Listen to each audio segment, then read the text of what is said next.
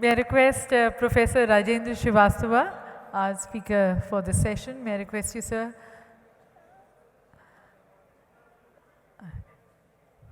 So Professor Srivastava is going to be speaking to us on the business model innovation.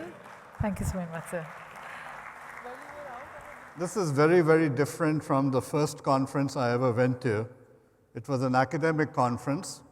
There were 5 papers being presented, and the person who was chairing that session decided that he was in a hurry and he needed to leave for the airport. And I was just a doctoral student. He said, Raj, can you chair your own session? So we were there with 15 people. Thank you so much for inviting me. This is a tremendous opportunity. So what I'm going to be talking about today is business model innovation. And there's not that much I can do in 20 minutes, but I do want to open your eyes to see how you can think differently. So what I want to do is really talk about value creation and also about how do we go about extracting value. And to me, innovation does not mean technology. It does not mean new inventions. To me, innovation is simply doing things better. So you all could do better with your business in improving your HR policy. You all could do better in figuring out how you finance your projects. You all could do better in how you utilize your assets. So it's many, many ways in which you can be inventive and innovative. And the ideas that we'll be using are ideas from both the East and the West. So I'm now going to go back about 25 years. And I was in Austin, Texas, and working with a person called Tom Meredith. And he was the CFO at Dell, now Dell EMC. And what I learned from him is how technology is like bananas. Okay, I'm saying all this to open your eyes. So how is technology like bananas? If you have a banana that's three days old, you start seeing dark spots on it. By the time it is 6 or 7 days old, you have to throw it away. So you get full depreciation of that in 6 or 7 days. So it's gone from whatever value to 0. So how is technology like bananas? If I take out my phone, this was given to me in June last year by my children as a birthday present, and it's a Samsung 8. Today we are on Samsung 10. So how much do you think the value of this has depreciated over a year? And I'll say at least 50%. So 50% depreciation is 1% a week. So at that time, if Dell is competing with, let's say, Hewlett-Packard, which it was, then at that time, Hewlett-Packard had an inventory of 55 days. Dell had an inventory of 4 days. All right, 55 minus 4, let's round it off to 49, so I can divide it by 7. And so that is a 7-week advantage. Now, at that time, technology depreciation was 0.6% a week, not 1% a week. But that gave Dell a 4.2% advantage. And in a market where the margins for these manufacturers was 8%, if you got 4.2% advantage, because of your inventory management, technology had nothing to do with Dell's success. In fact, Dell was never, ever, ever early with new products. The R&D budget was a wonderful 0.6% of sales. So here's a tech company, but what they were really was a logistics company. So basically what I'm arguing, and that's Tom Meredith, what Dell was up to is looking for ways in which they can reduce the amount of money locked up, per dollar of revenue, and also reducing the amount of money required per dollar of investment. And they drove both these numbers down through things like vendor managed inventory, outsourcing, this, that, and the other. And before you knew anything, they had a negative working capital situation. Now, in your real estate business, would you love to be in a negative working capital situation? Your sales, et cetera, are bringing in the working capital that you need to keep going. Now, we're going to try to give you some examples from that industry. But I also want you to know that what was working for Dell in the 90s and the early 2000s was not working for them 10 years later. Because what you see out here is a company that thought differently. We used to then joke that you can have any color Dell you want as long as it's charcoal gray. They lost the innovation side. And then if you look at the performance, the orange line is Apple, the green line is Hewlett-Packard, and Dell is the red line. So what was the darling, what was a great business model that worked in the 90s was floored a decade later. So you have to change with the winds. And if I now say, all right, let's me move to another company, which company do you think this is? Well, it's Apple. So what's happening here, that's 2006, 2007. That's the iPhone. Then 2008, 2009, we had the dip, and they've been going up. Now, is there any doubt? How many people in this room own an Apple? Now, why the hell did you pay all that extra money for an Apple?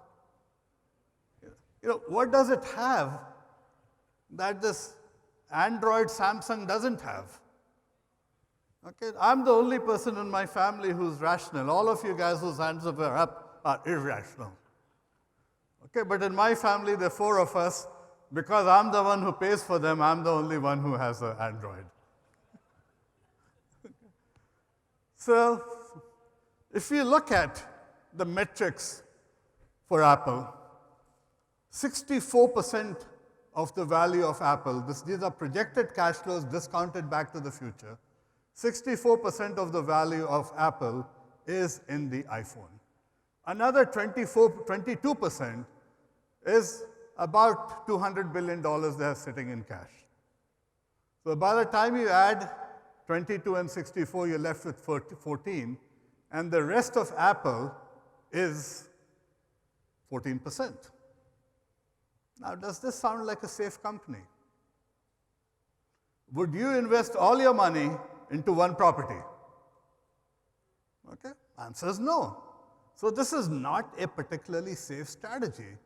And what you will find is that we see a lot of bouncing going on, towards the end. And what is this bouncing? Every time there's bad news that OnePlus from China is doing this, and Apple is not able to penetrate the China market, or something else has happened in India, or Samsung is going up, or Android is doing better. Anytime there's negative news about Apple or positive news about the competition, what you see is the stock price jumping up and down. So what I did was I looked at Apple versus Google or Alphabet, whatever you want to call it, and I looked at it over a time period. You see that when Apple is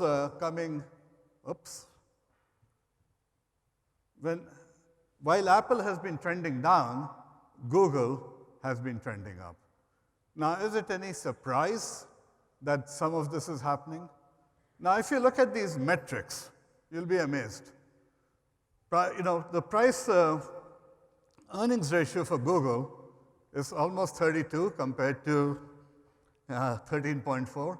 These metrics are about a year old, but they persist. The price to book ratio at that time was 4.8 for Google compared to 3.6 for Apple. Now, what does a price to book ratio of 4.8 means? It means that roughly 80% of the value of Google is not on the balance sheet. All right? It's somewhere else. Now, in real estate, when you get involved in projects, you're probably hopefully buying when the value is low. Now, the biggest mistake that faculty have ever made at the Indian School of Business is to accept faculty housing, which they thought was a great deal. Because the real estate value of Gachibowli has gone up about 20-fold in the last 20 years. They would have been much better off getting an apartment outside the campus than living in the safe. Now, we have a great campus to live in, but if you wanted to make money, they should have been outside of ISP.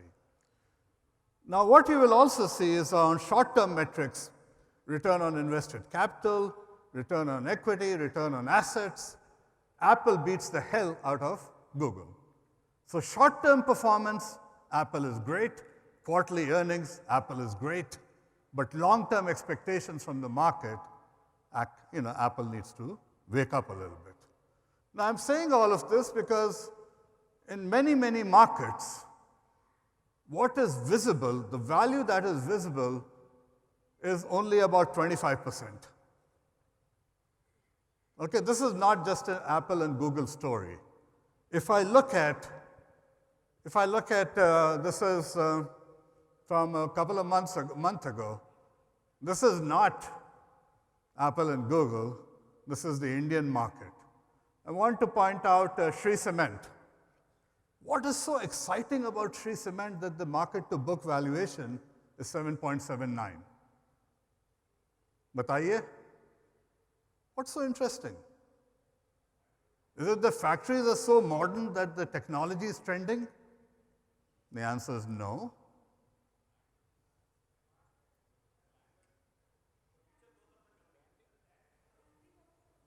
Sir, the value is India. It is the opportunity. The value of companies is based on expected cash flows in the future. It is the expectation that Shree Cement is going to make a lot of money, and the value, the financial value of those future cash flows discounted to the present. And you all do this every day when you're talking about to your clients and saying, don't look at the price now, look at the value 5 years from now. You use the same logic, and by using the same logic, the opportunity for Shree Cement is India. There's nothing that great about Shree Cement technology, or for that matter, look at Ultratech is there with 3.29. So even Ultratech, only about 30% of the value of Ultratech is on the balance sheet. So that's one thing I want you to keep in mind. Now, I want to give you some global numbers which have changed recently. This is from March from the publication Economist. And what you will see is Apple has gone up price. At that time, it had gone up. Now it's come down again. The Apple price to book for Apple is 7.5. Price to book for Microsoft, 9.7. 10% of the value of Microsoft is on the balance sheet. All right, you want to go to Hilton. Now, we talk about Airbnb and OYO being asset light. Other players have been asset light for a long time. The problem is when we say asset light, in my opinion, the accountants don't know what the assets are. What are the assets for Hilton? It's the reservation system, it's the brand, it's the network of properties around the world, it is the association with the airlines. It is all of these things in the ecosystem.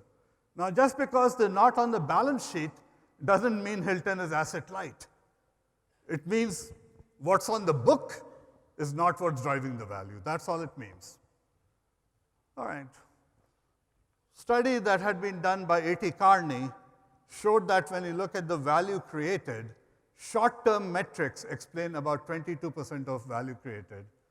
The longer-term metrics like growth are explaining about 78 to 80% of the value created. So again, now I know you guys do it. I know you guys in the real estate business look to the future. But I'm saying just stick to the future.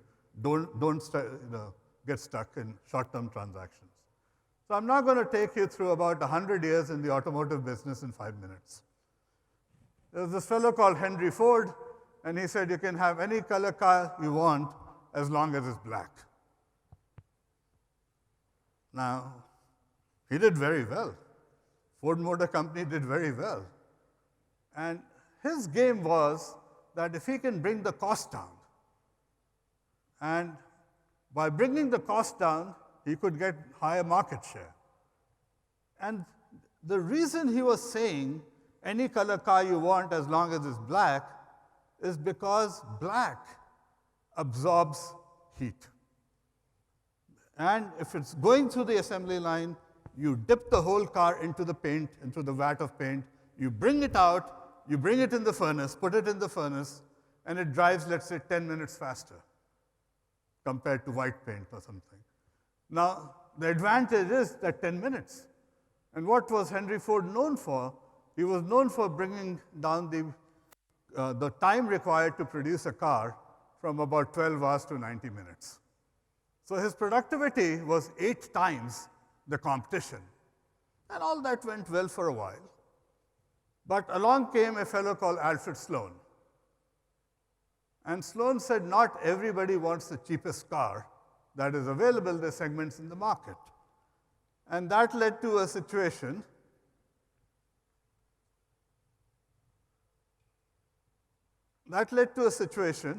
where there's Ford minimizing cost, and General Motors, which was run by Alfred Sloan, said, look, we can give you a cheap car, a Chevy if you want. When you get your first promotion, you need to reward yourself with an Oldsmobile. When you're a senior manager, you can get a Buick now. And when you have one foot in the grave, get a Cadillac. Okay, life cycle management. So this was going on, and the Germans didn't have the same scale. They said, look, we are going to give you performance. So they were making the money on performance because they could not make it on volume. Then these poor Japanese came in, and where did they start? Rock bottom. It took them 15 years to build their reputation, and the Camrys and the Accords took from mid-70s to about 1990. Then in 1 year, they leapfrogged the Germans with Lexus and Infiniti. Notice the name change. The brand has now changed from Toyota to Lexus. I have a friend who bought an early Lexus. He was driven out of his mind because when he rolled up the window, the glass on the window said, made by the Toyota Motor Company. He wanted a Lexus window, Lexus glass. Anyway, that was the form of differentiation. But if we look at the business model, what was the business model? The business model was minimize price, minimize cost, we'll gain market share, we'll get even more productive, and that's how we will win. So that's the business model. The business model for Alfred Sloan was, let's get customer loyalty, let's get our products branded, and we will own the customer for the life. The Germans was, they didn't have volume, so they were charging a price premium. Then along came the Japanese, and they said, look, we're going to focus on longevity. The Japanese came back again, and the focus was really on solutions, because what Lexus was promising was 5 years or 50,000 miles, or in India, 80,000 kilometers. We will take care of everything. If you have a flat tire on the road, we will pay for it. All right, this is good, but just remember that when you're designing a product for the bottom of this pyramid, the design has to be quite different when you have said 5 years, we'll take care of everything. You better not have any quality problems. So that's how the narrative changes. So your product is changing, your business model is changing. Now, this is one way of looking at the automotive market. How else are automobiles available to you and me? Rentals. We travel, and the biggest players globally were these guys, Avis and Hertz. Have you heard of Enterprise Rent-A-Car? They happen to be #1 in the world in terms of fleet size and revenue. And they are not even outside the US. What was their positioning? They said, not everybody needs a car at the airport. We need a car when we take a car in for repairs. We need a car when the in-laws are staying with us and we don't want to be the driver. Gaadi de do unko. And that was the enterprise positioning. So what they did is they formed a partnership with all the car dealerships. And when you and I went there to get our car fixed, we had a replacement car. We did not have to wait for a taxi to get home or to the office. So that was their positioning. By the time Avis and Hertz woke up, they had tied up all the dealerships. Then there was this company, Zipcar. What these guys did, they started, this was a B2B play. What they did is they went to the universities and they said, your universities are crowded, there's no parking. And your students don't need a car for the full day anyway. So we will make the car available on a per hour basis, and they can take it at the university, they can drop it anywhere. And if I'm a university administrator and I'm getting several hundred square meters of space freed up, I'm sold. Right? So they did the B2B play. And you all know about Uber and Ola, so I'm not going to belabor it. The point I do want to make, and I've already talked about it, so I'm going to zip through it. And this system has become huge now. And Uber has been given a run for the money. And actually, if you look at what Ola has been able to do, they've been able to overtake Uber in this market. Now, when we look at Uber and Ola, what is the asset? Do they own the car? No. Maybe they help provide leasing. So they negotiate with the car vendors to get a slightly lower price. They keep half the price in their own pocket because they're helping acquire a fleet. So the cars that the drivers own are sometimes bought through the company. They make money on that. So who are the customers for Uber and for Ola? The drivers and the consumers. So the value of Uber and Ola is actually in the loyalty of the network of both riders and drivers. Now, it's a little bit more complicated than that, but I just want to move ahead because I want to indicate that the value has nothing to do with hard assets. The value has to do with the technology, the intellectual property that is putting the driver and the customer together. It has something to do with billing systems and so on and so forth, but the value has nothing to do with hard assets, or very little to do with hard assets. So that's the question I'm bringing up. In your business, you should also be thinking of what are the assets that are in play. So what I am arguing is that you need to look at the value of networked assets. In order to win, you have to get scale. Your fixed costs are high, your marginal costs are low in this business. And what we need is information. So these are the assets in this game. So when we shift from car manufacturing to car rentals to customers giving drives, the entire nature of the asset has changed. All right? Let's look at it in the real estate sector. So what is happening is you've got companies like WeWork. Now, they're small companies, and they need space to live in, to work in. And WeWork, I think about a year ago, was worth $20 billion. Then you have companies, you have Open Door, and I would recommend that you guys spend a little bit of time on the internet to look at what these guys are doing. In 20 minutes, I can't cover that much. If we look at iBuyers, technology is being used and algorithms are being put in place to figure out what should be bought. All right? So the trick out here is that you list your home, and within minutes you can get an offer on your property. And because through the algorithmic search, they've already done the risk analysis, this, that, and the other, and they're willing to buy. You will also see that in Open Door, they have a process that is quite different. And the process out here is you can sell your home quicker, and you can negotiate on multiple parameters. I'll be happy to share this PowerPoint. But what you guys really need to do is to start surfing the internet, start looking at the business models, find out what's working and what's not working. The biggest story, I mean, if I go back, we look at WeWork. In March, I was at a meeting and we were looking at OYO. And the valuation of OYO at that time was about $3.5 billion. A month and a half later, when they got some financing from Airbnb, the value shot up to $5 billion. Last month, the value shot up to $10 billion. All right, so within a year, this company has gone from 3.5 billion to 10 billion, far less than a year. And you got to start wondering what's happening.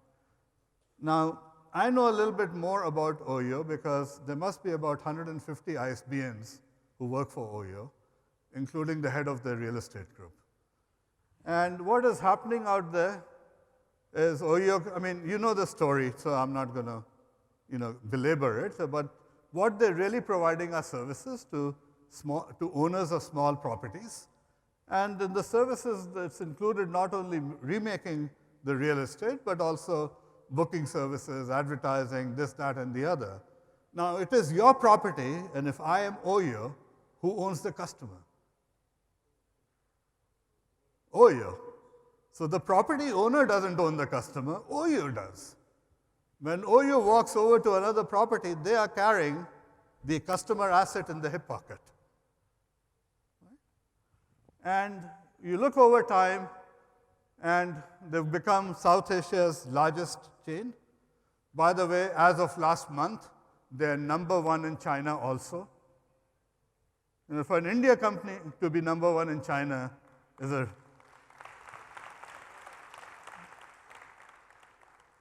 And their goal is by December 31st, 2020, they will be the largest in the world. Okay? So they took this money from Airbnb, and I learned that in class. I was doing an executive MBA program, and immediately it came to my mind, wrong move. Why would you want to take money from Airbnb when your own business model is so much better? Why is the business model better? If I book at Airbnb, the property owner may possibly change things at the last minute, or the picture that was shown on the screen, computer screen, is not what I get.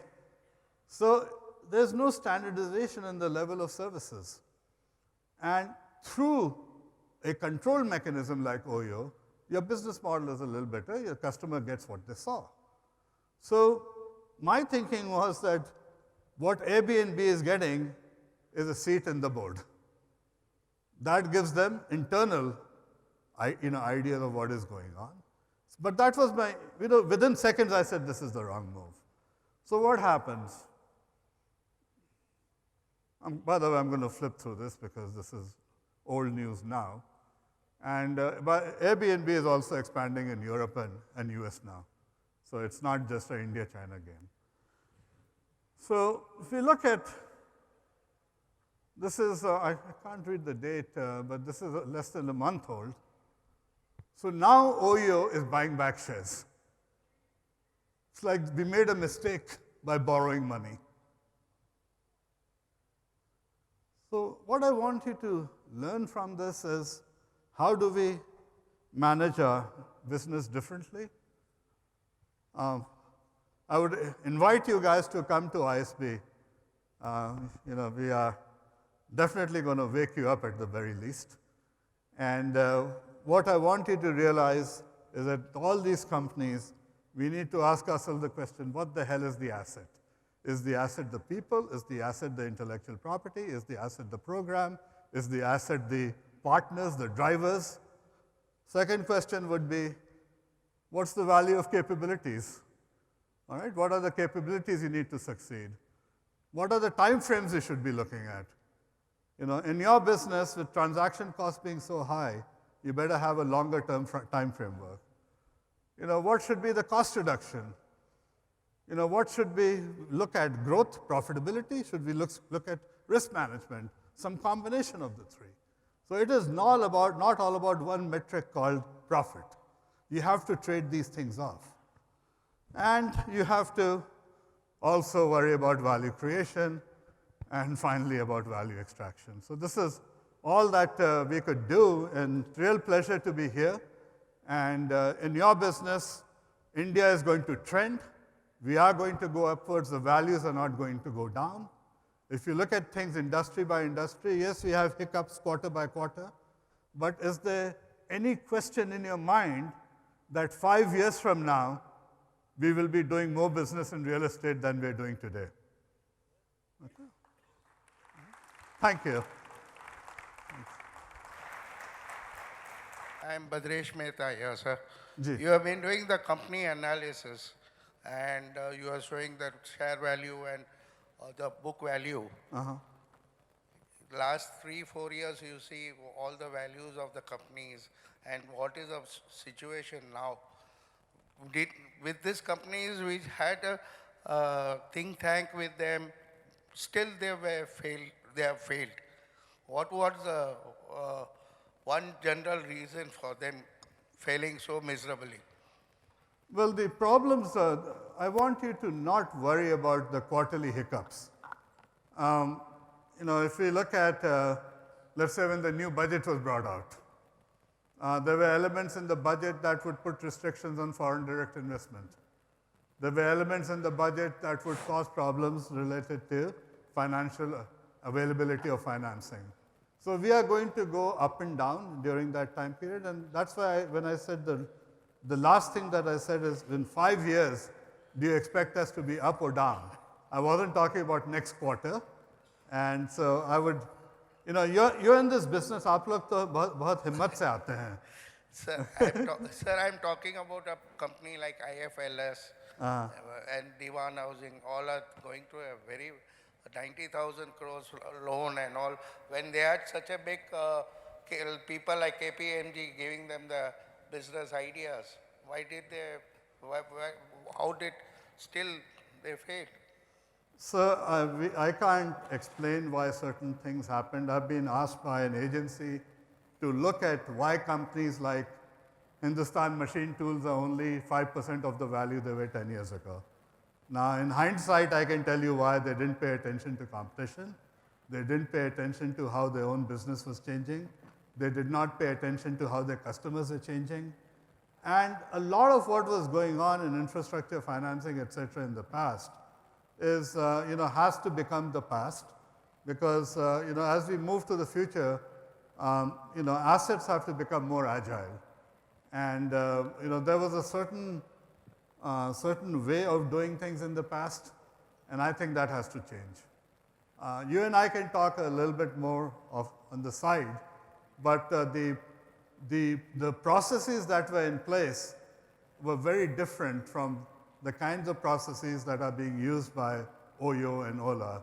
We have to look at our business in an entirely different way. I'm not saying that the real estate itself is not valuable. Of course it is valuable.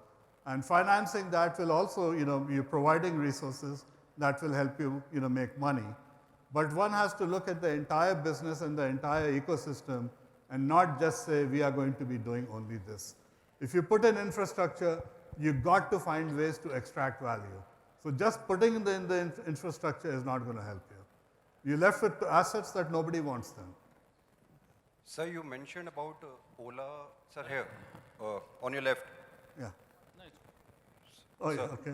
Sir, like we all have seen about Ola and WeWorks, which is also like real estate field. But what I read last was that WeWorks is losing roughly $2 lakh per hour every day, and Ola is roughly 2,600 crore loss. So if the business model is so sustainable, people are putting so much money behind it, so why are they burning millions of rupees per hour or whatever day you call it? So what they're doing at the moment is fighting for market share. And the reason why market share is important is because the fixed cost of the business is very important. And then it becomes, how do we utilize those fixed costs? The same problem will exist, for example, when you take, it also creates a barrier to entry. You take, let's move away from Ola, let's say we go to a company like Amazon or Google or something. Can you and I enter the Amazon or Google business? The answer is no, because you'll have so many billions of dollars that are going to have to be spent in infrastructure that has become a barrier.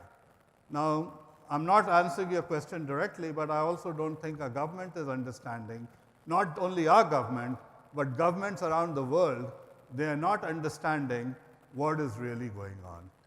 So Amazon did not make money in the retailing business, but they built the platform for you and me to sell books or whatever we wanted to sell. Now that provided the platform that gave them cloud computing leadership with Amazon Web Services, AWS. Did they make any profit there? No. But they have taken the technology from there, and are you a customer of Amazon Prime? Yes. So they are now getting revenue from Amazon Prime. So you'll see that despite the fact that Amazon doesn't really make any money, the value of Amazon has kept going up. And the reason it is going up is because it is the expected future value of how much money they'll make. The government also does not understand that you take a company like Facebook or you take a company like Google, the money they're making is from advertising. Facebook is 98% advertising. All right? Whom are they advertising to? Do you get disrupted by Facebook and Google? You know, you're doing your work and something pops up. Okay, it's the advertising being sold to us. We are Indian customers. Are they paying any taxes in India? My point is information is worth money. And you and I as customers are worth money. And the Indian government needs to figure out how to see, if you sell automobiles, you sell real estate, you pay tax. When somebody sells advertising, they should be paying tax on the advertising money they made. But the profits are being realized in the United States or in Singapore or in Hong Kong. So we need to change the narrative. We need to have a better understanding of what the assets are. Okay? Yeah. Sir, I have a question here regarding to this only. I'm Rajesh from Pune, R Constellation, from Prop. You said regarding booking the tax year. So we don't have the system of list in India. If you see all the companies which are there, Facebook, you say Google, everything is listed across. And you said we just transfer the money. We don't pay any, we don't get tax here. So if there is something listed in India where we also become the profit sharers in that. And second, related to that, I have another question, which is that, what is your views on the 5 trillion economy that, which is being projected now? All right. The first one, you have companies that start here, then they move to Singapore, and from Singapore they have full intention to moving to NASDAQ. Okay. Okay, so you've got, how many entrepreneurs in this room? All of them. Yeah. Would you guys like some clarity in the tax structure? All right. Would you guys like some reasonableness in how the taxes are? So I'm probably going to get into trouble. I'm already in enough trouble. But you know, when we have things like the angel tax, if I am an investor and I invest in a startup which is risky, okay, and if the startup is doing well, then I'm slapped with an angel tax when I haven't even realized any value. Or the company is slapped with an angel tax. correct. Okay, we have a problem. The problem is, at one time we're saying Startup India, at the other side we're making things very difficult. Now, that has been settled by the government. Yeah, there is no angel tax No, now. there isn't any, but the fact that there was caused enough trouble, enough anxiety for enough people. And what we really need is we need a far better understanding from the corporate community. There needs to be more of a dialogue between the corporate community and the entrepreneurs, you guys. And we have the mantris, we have the administrators, and we also have the Supreme Court, which is interpreting. So one of the things that we want to do at ISB is we want to become a platform for the dialogue between the public and the private. Now, the private sector, the corporate sector has to understand that the government has different priorities. The government has the priority of taking, watching out for the citizens and for, individuals and for small businesses. If I were corporate, my responsibility is to my employees and to my owners. So we have different priorities, but nonetheless, there needs to be a dialogue between the two and say, look, we got to do things that are good for the citizen. At the same time, we have to take care of the corporate structure, because otherwise it becomes very, very hard to implement policy. If we want growth, and if the policy is such that you guys are saying, nahi, nahi, nahi, hame chhod dijiye. Okay, so where will we go? Second question, will we get into 5 trillion? The answer is yes. It may take a little bit longer time, it won't take much longer, but you need to look at, you guys talk about compound interest. Absolutely. Okay, when you start looking at compound interest and you can do 7% for 7 years, that is way over 50% compounded. All right, so just look at it that way. Okay, thank you. Thank you.